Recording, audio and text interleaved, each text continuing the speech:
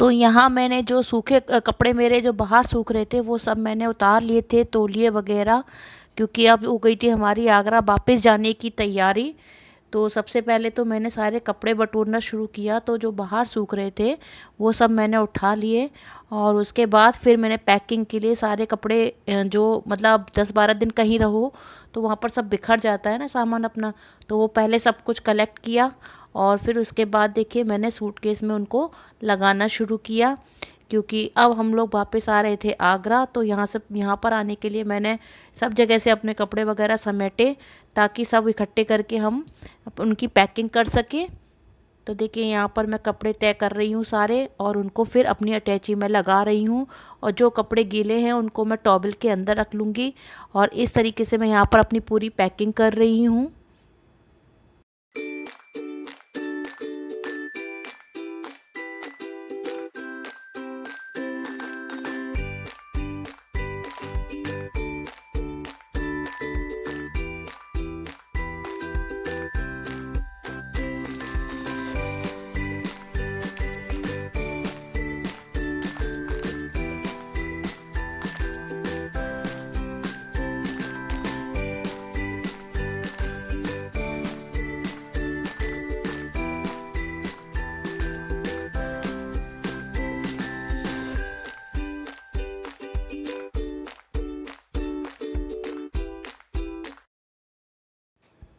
और यहाँ पर जो है मृदुल जो है वो इस स्टैंड और लाइट को सही कर रहा है, जो हमें मयंक क्या मिल गई थी, क्योंकि मयंक ने भी कभी ब्लॉगिंग की थी, तो वो उसी की जो लाइट होती है और स्टैंड को मतलब अलग करके सेटिंग कर रहा है, ताकि हम उसको आगरा ला सकें। तो वो अपनी लाइट को सही कर रहा है। और यहाँ देखिए मैं बैग को लगा रही हूँ, जिसमें मैंने एक तरफ मृदुल के कपड़े लगाए हैं और दूसरी तरफ अपने। लेकिन कपड़े इतने ज़्यादा हो गए थे, क्योंकि कुछ कपड़े हमें मिले हुए भी थे और कुछ मैंने शॉपिंग की थी, तो इसलिए मुझे एक एक्स्ट्रा बैग भी और लगाना पड़ा। तो एक ही बैग में हमारे कपड़े भी नहीं आए थे। यहाँ हम सोच रहे थे कि एलईडी लाइट को बैग में रख के ले जाएं, लेकिन फिर हमने सोचा कि जो बैग है उसको टाइटली बंद करेंगे तो कहीं टूट ना जाए, तो इसलिए हमने फिर अपने कैरी बैग में ही उसको रखा। तो देखिए यहाँ मृदुल इसको रख रहे हैं, लेकिन फिर वही बात हुई कि कहीं ये टूट ना जाए, तो इसलिए इसको फिर हमने हटा दिया और अपने कैरी बैग में ही इसको रखा। और उसके बाद में देखिए ये बैग में सारे कपड़े भी नहीं आए थे, तो फिर देखिए हमने ये बैग भी में से कपड़े भी थोड़े से निकाल कर अलग से एक बैग और तैयार किया है, क्योंकि बैग बहुत भर गया था।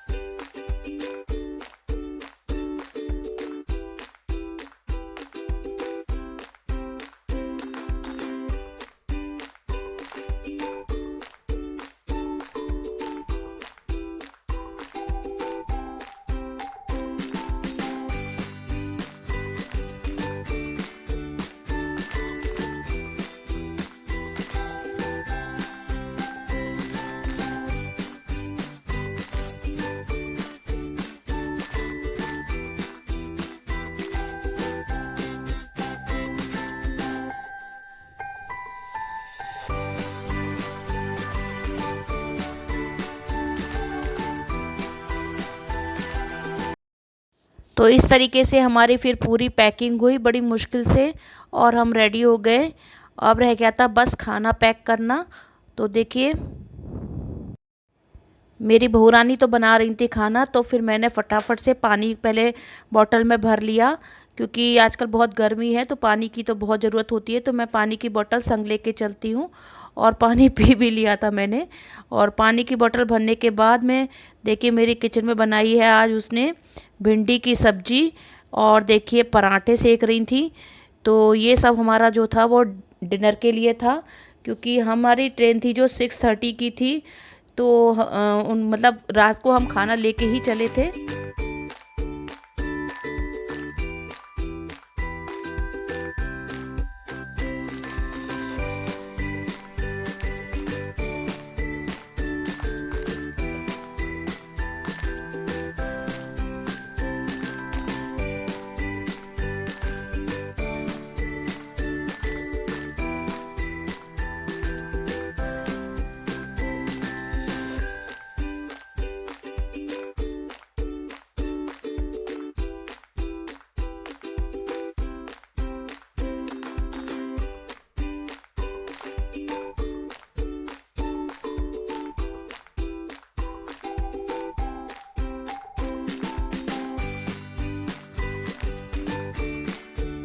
और देखिए फिर मैंने बना ली थी चाय, क्योंकि बिना चाय पिए तो शाम को मेरे सर में दर्द हो जाता है।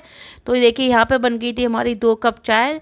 तो फिर दोनों सास बहू ने बैठ के आराम से चाय पी और बहुत सारी बातें करी। पता है जब लास्ट डे होता है ना, तो लगता है कि ये बात रह गई वो बात रह गई। और मैं तो वैसे भी अपनी बहू से बहुत सारी बातें शेयर करती हूँ, तो वो मतलब अच्छे से मेरी बात को सुनती भी है, तो मुझे अच्छा लगता है उससे बातें करना।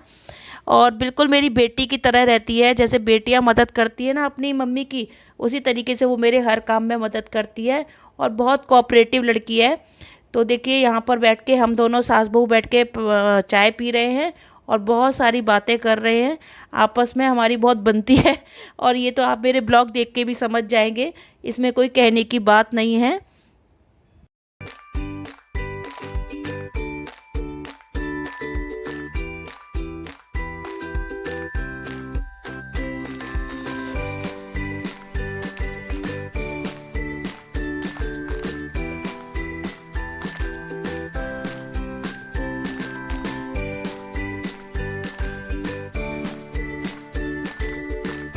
तो अब हो रही है भिंडी की सब्जी पैक। इसको पहले हमने एसी वाले रूम में रख दिया था ताकि ये ठंडी हो जाए। तो देखिए ठंडी होने के बाद मेरी बहू उसको पैक कर रही है। और साथ में मैंने लिया था निसोड़े का अचार, क्योंकि जो पराठे होते हैं ना, मुझे निसोड़े के अचार से बहुत अच्छे लगते हैं। और आपको पता है मैंने निसोड़े का अचार डाला था तो गाइस बहुत टेस्टी हो गया है। अब वो खट्टा खट्टा तो मुझे बहुत अच्छा लगता है। देखिए इसका कलर भी कितना अच्छा आया है। अगर इसकी रेसिपी आपको चाहिए तो आप मेरे ब्लॉग्स में जाके देख सकते हैं। और इस बहुत ही मसालेदार बहुत ही अच्छा अचार बना है। तो इसको भी मैं थोड़ा सा लेके जाऊंगी, क्योंकि ये ट्रेन वगैरह में अचार से पराठे खाने में बहुत अच्छा लगता है। यहाँ पर देखिए पहले इसको हमने सबको एक पॉलीथीन में पैक कर लिया, कस के बंद कर लिया, और फिर उसको एक बड़ी पॉलीथीन में रख लेंगे ताकि जो सामान है वो इसके ऑयल से ख़राब ना होने पाए। तो इस तरीके से ये हमारी हो रही है रात के डिनर की पैकिंग, क्योंकि अब ट्रेन का खाना तो हम लोग खाते नहीं हैं, तो इसलिए हम साथ ही ले जाते हैं अपना खाना। और वैसे भी ट्रेन में अच्छा खाना नहीं मिलता है। तो देखिए यहाँ पर मेरी बहू रानी कर रही हैं हमारे खाने की पैकिंग। Bye bye Faridabad.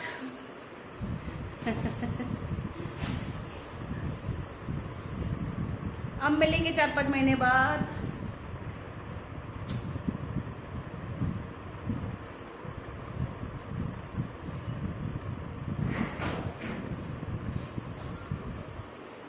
गले लग जा पहले।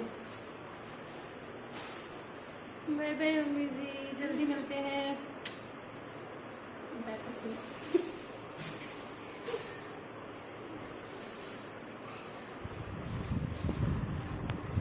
और देखिए जाने का वक्त हो गया था तो मेरा मन भी बड़ा भारी हो रहा था। मैंने उसको बोला गले तो लग जा, तो कहती है पैर तो छू लूँ मम्मी जी। लेकिन बहुत भारी हो जाता है जब किसी अपने से अलग होते हैं। और मेरा बेटा तो नहीं आ पाया था मुझे छोड़ने के लिए, लेकिन उसने अपने फ्रेंड को भेज दिया था जिसका नाम अक्षत है। तो वो मुझे छोड़ने आया था फिरोजाबाद, वो सॉरी फिरोजाबाद नहीं, फरीदाबाद स्टेशन पर। और मेरी बहू भी आई थी। तो देखिए ये बैठी हुई है पीछे, और ये है अक्षत जो मयंक का फ्रेंड है और बहुत ही अच्छा फ्रेंड है, जो हमें फरीदाबाद स्टेशन छोड़ने गए थे।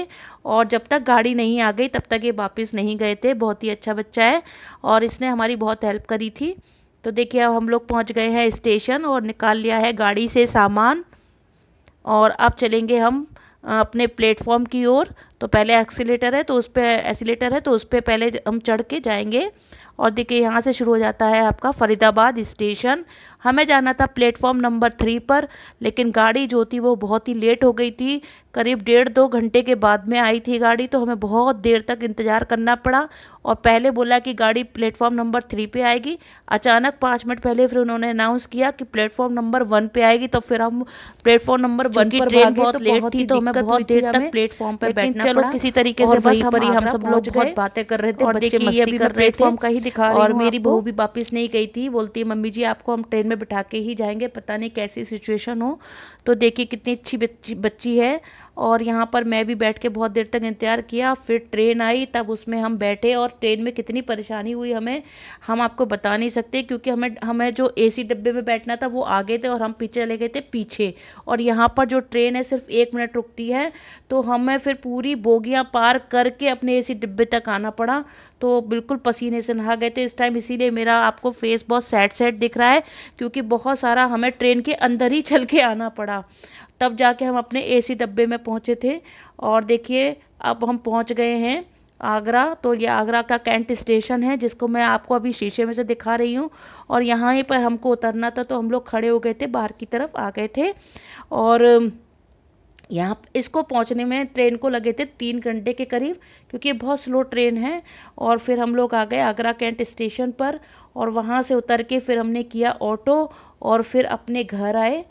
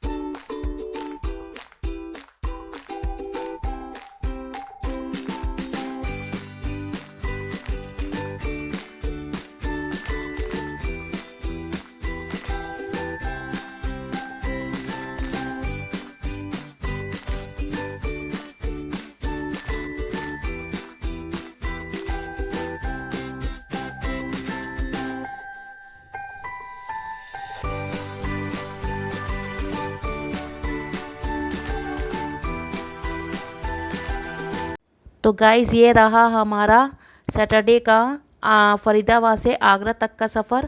अगर आप लोगों को मेरे ब्लॉग अच्छा लगा है तो प्लीज़ लाइक कीजिए, शेयर कीजिए और सब्सक्राइब करना कभी ना भूलिए। और भर भर के कमेंट्स कीजिए, मुझे आपके कमेंट्स का हर वक्त इंतज़ार रहता है। और गाइज़ आपको तो पता है कि इसकी एडिटिंग करने में, ब्लॉग की एडिटिंग करने में, वॉइस ओवर करने में बहुत टाइम लगता है।